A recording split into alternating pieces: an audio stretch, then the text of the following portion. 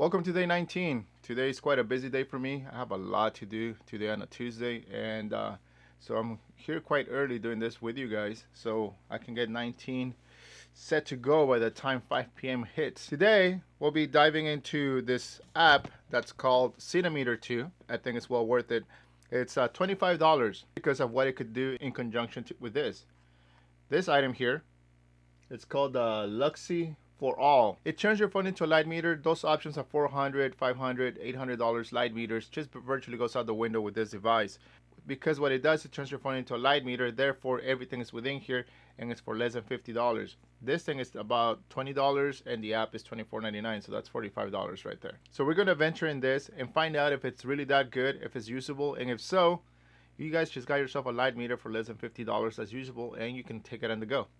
Stick around.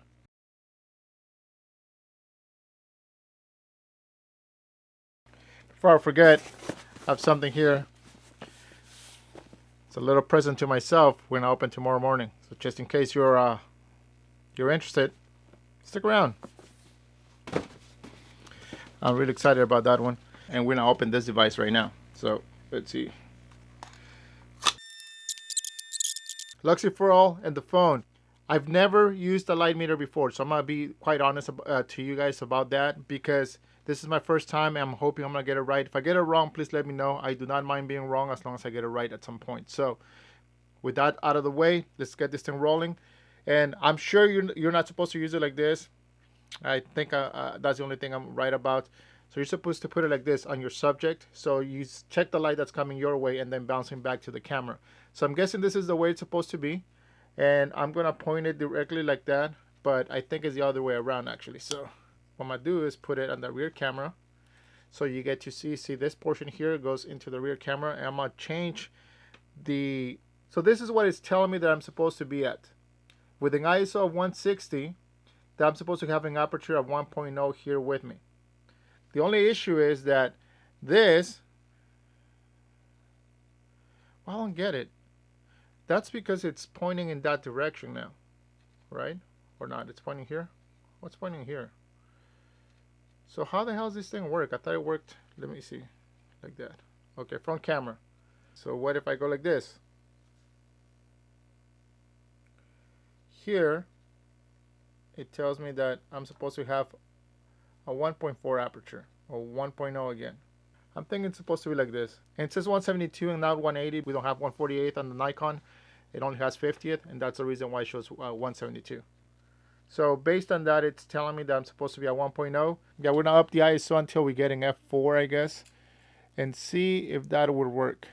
So I'll put here that we have an ISO of 500 and see what that tells me. So now it's telling me that if I face me like I am right now, opposite it from the camera, that I'm supposed to be at an f-stop of 2.8. If I face the camera like this, it's telling me I'm supposed to be at 2.8. The Ninja, which if I take this off, you can probably see it. If I take the false colors off, the Ninja tells me that in false tones that I am way overexposed here. I'm in the yellows. Oh, okay, cool. So we have to, so what I had before pressed was this, false tones. And in false tones, it was giving me a different reading. Actually, yeah, it's telling me I'm supposed to be at 5.8. I mean, an aperture of 8. Which makes more sense, honestly. I had no clue why it was giving me false readings. But 5.6 right now. F8, and this thing is working a lot better now. Remember how we're using the 55 and we're using F8 before? Yeah, it's about right, I would say. So this is what it's telling me, F8. So we're going to lower the ISO. We're going to go to 400 and see what that tells me right there. At ISO 400, hold on. ISO 400 is still telling me 5.6. So let's see if we go lower on the ISO. How about 320? Go more, 250. At 250, we're almost getting there. So let's go 200. At 200, it's telling me that I'm supposed to be at ISO, f-stop at 4. So probably one more. 160th. At 1/60th, it's more like it right there. F4 1/60th. That's what it's telling me I'm supposed to be at right now. So let's change to that. So at ISO 1/60th, it's telling me that I'm supposed to be at an f-stop of 4 to be properly exposed in this setting. You put it in front of your subject, you set your ISO until you match the f-stop that you want to be at. Let's say you want to be at an f-stop of 8. Start playing with the ISO while putting it here, and then you can actually get the reading that you want. It's kind of like using the false tones in the Ninja. And if you want false tones, we can just take this off, go to rear camera, go to false tones, and then we can just put it at me. And still, actually kind of matches. Yeah, it does match that of the, if I go like this, it matches exactly that of the Ninja. Actually, no, let me take the false tones out. There we go. That's what the Ninja shows me on false tones. So the way you lock it as well is like you put this thing on. You set your aperture. So it's telling you right there. You have to click on exposure. It's unlocked. And then when you get to the point where you want to be, unlocked. I locked it. Now that's where I'm at. I can lock it at F4. And now if I lock it at F4, I can actually take this off. And this is what this thing's showing me with false tones. 5.6 with ISO 160 on this side of the face. But here it tells me I'm supposed to be at a 4.0. Which one should I listen to? Should we go midpoint here? Or here? 4.0. You know, I don't see. There's my 4.0. It shifts just randomly. I'm not sure if I got it right or wrong, but 4.0 right there.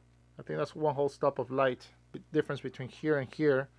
But at 1/60th, I should be more than perfect about capturing this thing like the way it's supposed to be. The device is not free of flaws. It has some little flaws, but overall it seems to be fairly accurate. It comes with this little pouch and you just carry it, or whatever you want to do. You just put it in there and take it and then carry it with you. Then you will probably end up getting the right exposure at all times by using a light meter rather than just trying to read the histogram of your camera. It seems to do the job. I've never used a light meter before. I can't say that I can compare it to any other brand and say, yeah, it's very accurate and whatnot. But from all the reviews I've read, it seems as though it seems to be very accurate, and sometimes even more accurate than an actual light meter that's available out there. That's it for me today. Thank you. Like I said, I have something very nice to show you guys tomorrow that I acquire, and that'll be my last video as well for this 20 days, and I'll probably take a break, or notification bells won't go off as much anymore. Thank you guys. I'll see you guys tomorrow for day 20 and my final video. Take care. Bye-bye.